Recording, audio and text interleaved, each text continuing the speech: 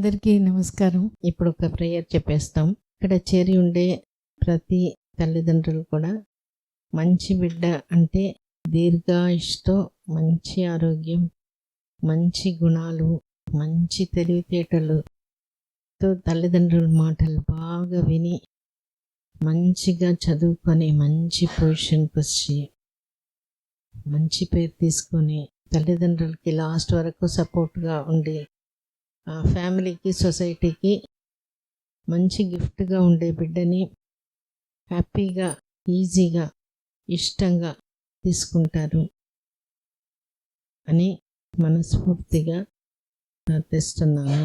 ఇప్పుడు మన దగ్గర ట్రీట్మెంట్ తీసుకొని ప్రెగ్నెన్సీ వచ్చి బేబీని తీసుకునే వాళ్ళ ఎక్స్పీరియన్స్ మనకి షేర్ చేస్తారు.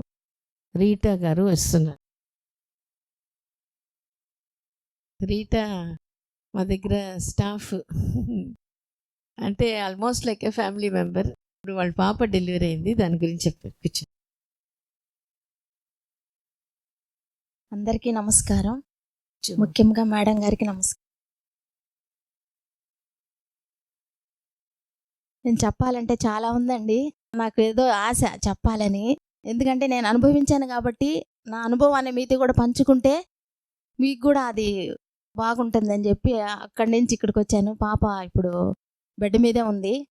ఆ బుడ్డదాన్ని పాపను వదిలిపెట్టి మరీ వచ్చాను. నా అనుభవాన్ని మీ అందరితో పంచుకొని ఆనందించాలి మీరు కూడానని.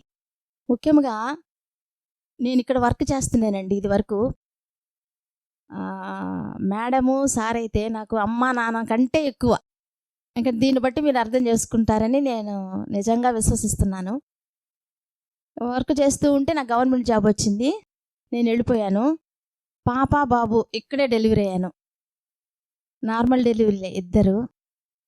100% మేడం గారు నార్మల్ డెలివరీ అవ్వడానికే ప్రయత్నిస్తారు. ఎప్పుడు 97 నుంచి తెలుసు నాకు. 95లో మ్యారేజ్ అయింది. 96లో ఒక హైదరాబాద్లో చేస్తూ ఉన్నాను. నా సర్టిఫికెట్స్ చూసి సారు, అమ్మ ఎక్కడ చేస్తున్నారంటే నేను హైదరాబాద్లో చేస్తున్నాను సార్ అంటే, సరే రేపే వచ్చి జాయిన్ అవ్వమ్మా అన్నారు. జాయిన్ అయ్యాను. అప్పటి నుంచి ఇప్పుడు ఈ గంట వరకు కూడా మేడము సారు నాకు చాలా చాలా ఇష్టం. అంటే వాళ్ళ పని, వాళ్ళ ఆశ, వాళ్ళ విధానము నాకు చాలా నచ్చింది. అప్పటి నుంచి ఇప్పటి వరకు నేను ఎందుకు చెప్పానంటే నేను అనుభవించాను కాబట్టి చెప్తున్నాను. పాపకి 2022లో ఎక్టోపిక్ అయిందండి. మా పాపకి రైట్ ట్యూబ్ లేదు. అసలు తెలియదు. మామూలుగా ఫస్ట్ మంతే కన్సీవ్ అయింది. వచ్చాము, చూపించుకున్నాము. మేడం గారు ఒక పండు ఇచ్చి నీకు మంచి పాప పుడుతుంది అని అన్నారు ఓపీలో. హ్యాపీగా ఇంటికి వెళ్ళిపోయాను. నేను డ్యూటీలో ఉన్నాను. నాకు ఫోన్ వచ్చింది మరుసటి రోజు. ఏంటమ్మా అంటే నాకు కడుపులో నొప్పిగా ఉంది అనింది పాప. నేను రాకముందే ఆ పాప హాస్పిటల్కి వచ్చేసింది. మేడం గారు ఫోన్ చేసి పిలిపించి తర్వాత థియేటర్లో కూడా పెట్టేస్తున్నారు పాపని. ఏంటంటే ఎక్టోపిక్, దాన్ని ఇంక మనం ఏం చేయలేము. సరే నేను చెప్పేసి ట్యూబ్ తీసేశారు. ట్యూబ్ తీసేసిన తర్వాత యాజ్ ఏ నర్స్గా నేను కూడా చాలా బాధపడ్డాను. అయ్యో ఒక్క ట్యూబే ఉంది నా బిడ్డకి, ఇది ఎలా సాధ్యం అసలుకి. అంతకుముందు ఇట్లా ఎప్పుడు అయ్యేది లేదు కదా, ఇదే కొత్తగా ఉంది. మేడం గారేమో ఏం భయపడద్దు, ఎట్లాంటి మాటలతో మనము ఇదేయమంటే ఒక్క విషయంలో కూడా భయపడలేదు. ఏం కాదు. కానీ ఒకటి మాత్రం గుర్తుపెట్టుకోవాలండి, ఒక కీడు జరిగింది అంటే మన మేలుకే. నెక్స్ట్ చాలా మంచి రిసీవ్ చేసుకుంటాం మనం. అది నేను చెప్పాల్సిన మాట ముఖ్యంగా. తర్వాత 2022లో ఆ ట్యూబ్ తీసేసాము. తర్వాత అప్పటి నుంచి పాప వస్తూ ఉంది, పోతా ఉంది. పాపకి చెప్పారు, ఏం భయపడద్దు నాన్న, నువ్వు ఖచ్చితంగా ఈసారి కన్సీవ్ అవుతావు అని. 2025లో కన్సీవ్ అయిందండి మా పాప.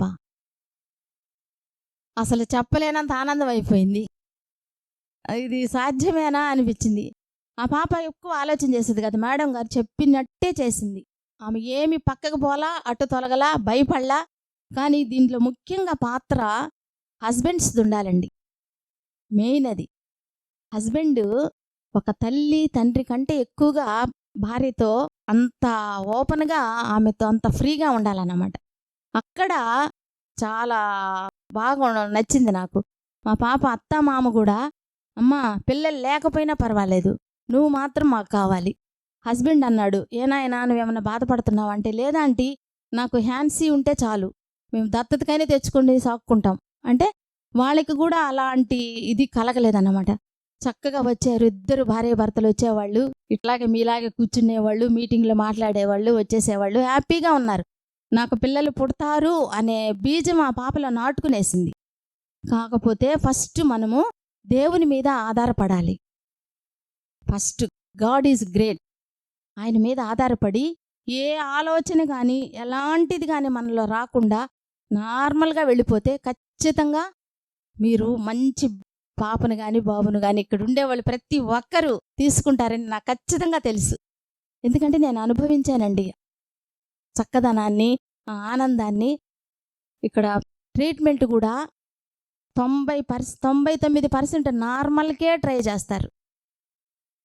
తర్వాత నిన్న మా పాపకి పెయిన్స్ వచ్చాయి, మొన్న బాగా 9th month అంతా జరిగిపోయింది. లాస్ట్కి వచ్చేసరికి బ్రీచ్ ప్రెజెంటేషన్ పాపకి, అయినా భయపడలేదు. రెండిటికి సిద్ధమే, నార్మల్కైనా సిద్ధమే, ఏదానికైనా మనకు మంచి బిడ్డ కావాలంతే. తల్లి బిడ్డ క్షేమంగా ఉండాలా. మనకు ఖచ్చితంగా పుడతారు, పుట్టకుండా ఉండే ప్రసక్తే లేదు. ఇక్కడ సంగతి నేను చెప్తున్నాను, అది మాత్రం షూర్ అండి. మీరేం భయపడద్దు, దిగులు పడద్దు, సంతోషంగా ఉండండి. మంచి బిడ్డ మీకు ఖచ్చితంగా దేవుడిస్తాడు. నా అనుభవాన్ని మీతో పంచుకున్నాను. ముఖ్యంగా మేడం గారు చాలా సహకరిస్తారండి మనతోటి. అసలు ఆ మాటలు ఇదికే మనకు కన్సీవ్ అయిపోతాం మనం. అంటే అంత ఆ ప్రేమను పంచుకుంటారు, మన తల్లిదండ్రుల్లాగా ప్రేమను పంచుకుంటారు మనతో. అక్కడ ఉందన్నమాట కన్సీవింగ్ అనేది. సో ఈ మాటల్ని మీరందరూ ఆలకిస్తే సంతోషిస్తాను. Thanks Rita.